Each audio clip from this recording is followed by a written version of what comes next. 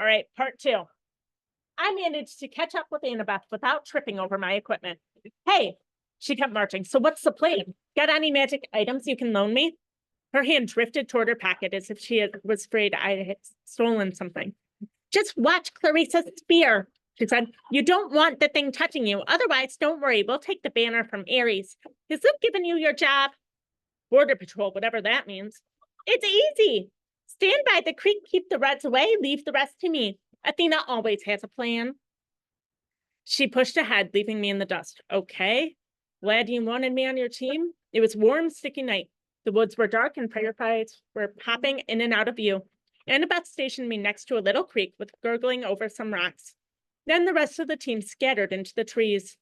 Standing there alone was my big blue feathered helmet and my huge shield. I felt like an idiot. The bronze sword, like all the swords I'd tried before, seemed balanced wrong. The leather grip pulled on my hand like a bowling ball. There was no way anybody would actually attack me. Would they? I mean, Olympus had liability issues, right? Far away, the conch horn blew. I heard whoops and yells in the woods, the clinking of metal, kids fighting. A blue-plumped ally from Apollo raced past me like a deer, leaped through a creek, and disappeared into the enemy territory. Great, I thought. I'll miss all the fun as usual. Then I heard a sound that sent a chill up my spine, a low canine growl somewhere close. I raised my shield instinctively. I had a feeling something was stalking me. Then the growling stopped. I felt the presence retreating. On the other side of the creek, the underbrush exploded. 5 Ares warriors came yelling and screaming out of the dark. Oh, cream the punk! Clarisse yelled. Her ugly pig eyes glared through the slits of her helmet. She brandished a 5-foot-long spear, its barbed metal tip flickering with red light. Her siblings had only one standard-issue bronze sword, not the kind that made me feel any better. They charged across the stream. There was no help in sight. I could run, or I could defend myself against half of Ares' cabin. I managed to sidestep the first kid's swing, but these guys were not as stupid as the Minotaur. They surrounded me, and Clarisse thrust at me with her spear. My shield deflected the point, but I felt a painful tingling all over my body. My hair stood on end, my shield arm went numb, and the air burned. Electricity. Her stupid spear was electric. I fell back. Another Ares guy slammed me in the chest with the butt of his sword, and I hit the dirt. They could have picked or kicked me into jelly, but they were too busy laughing. Oh, give him a haircut!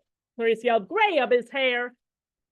I managed to get to my feet. I raised my sword, but Clarisse slammed it against the spear as sparks flew. Now both my arms felt numb. Oh, wow, Clarisse said. I'm scared of this guy, real scared. The flag is that way, I told her. I wanted to sound angry, but I was afraid it didn't come out that way. Yeah, said one of her siblings, but see, we don't care about that flag. We care about the guy who made our cabin look stupid. You do that without my help, I told them. It probably wasn't the smartest thing for me to say. 2 of them came at me. I backed up toward the creek, tried to raise my shield, but Clarisse was too fast. Her spear struck me right in the ribs. If I hadn't been wearing an armored breastplate, I would have been shish kebabbed. As it was, the electric point just about shocked my teeth out of my mouth.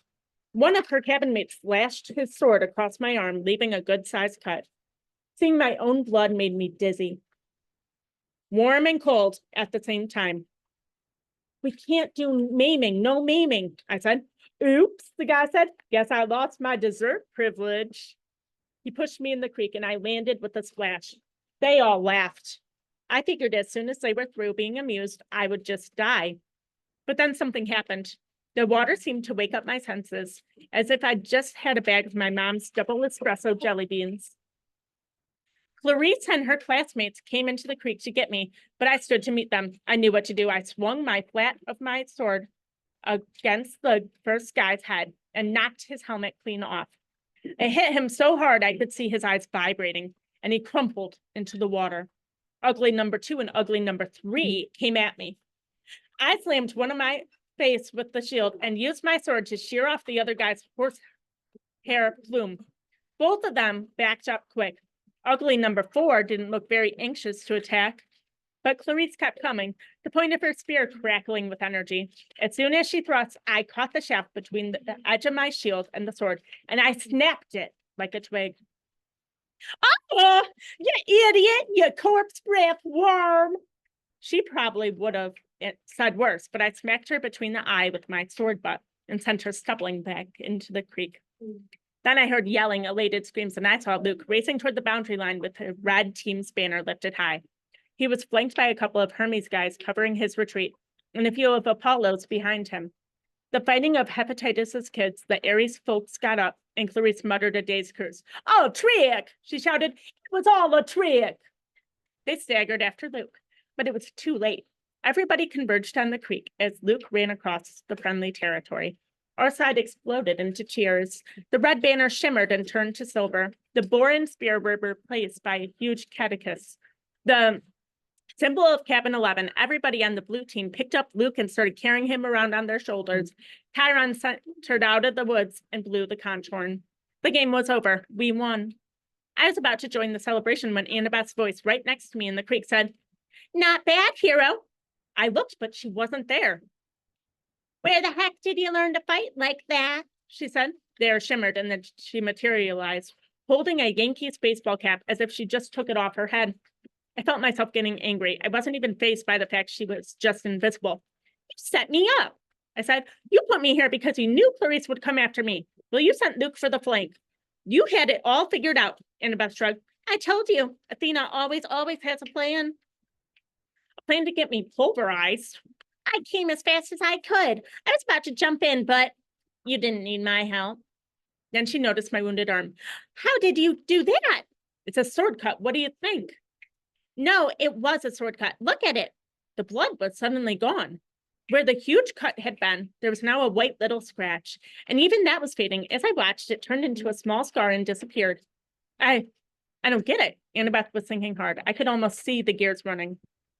She looked down at my feet, then at Clarice's broken spear and said, "Step out of the water, Percy." "What?" "Just do it." I came out of the creek and immediately felt bone tired. My arms started to go numb again. My adrenaline rush was gone. I almost fell over, but Annabeth steadied me. "Oh, thanks. This is not good. I assumed it would be Zeus." Before I could say what she meant, I heard that canine growl again, but much closer. A howl tripped into the forest. The campers' cheering died instantly. Chiron shouted something in ancient Greek, which I now understood later was "stand ready, my bow." Annabeth drew her sword. There on the rocks just above us was a black hound the size of a rhino, with lava red eyes and fangs like daggers. It was looking straight at me. Nobody moved except Annabeth, who yelled, She tried to step in front of me, but the hound was too fast. It leapt over her, an enormous shadow with teeth, and just as it hit me, as I stumbled backward and felt its razor-sharp claws ripping through my armor, there was a cascade of thwacking sounds, like 40 pieces of paper being ripped one after the other. From the hound's neck sprouted a cluster of arrows. The monster fell dead at my feet. By some miracle, I was still alive. I didn't want to look underneath the ruins of my shredded armor. My chest felt warm and wet, and I knew I was badly cut. Another second and the monster would have turned me into 100 pounds of meat. Chiron trotted up next to us, a bow in his hand, his face grim. Annabeth said, "That's a hellhound from the Fields of Punishment. They can't be here." "Someone summoned it. Someone inside the camp." Luke came over, the banner in his hand forgotten, his moment of glory go on. Clarice yelled, "Oh, it's Percy's fault. Percy must have summoned it." "Be quiet, child," Chiron told her. We watched the body of the hellhound melt into a shadow, soaking into the ground until it disappeared. "You're wounded," Annabeth said. "Quick, Percy, go into the water." "I'm okay." "No, you're not. Chiron, watch this." I was too tired to argue. I stepped back into the creek. The whole camp came and gathered around me. Instantly, I felt better. I could feel the cuts on my chest all close up. Some of the campers gasped. "Look, I don't know why," I said, trying to apologize. "I'm sorry." But they weren't watching my wounds heal. They were staring at something above my head. "Percy," Annabeth pointed. By the time I looked up, the sign was already fading.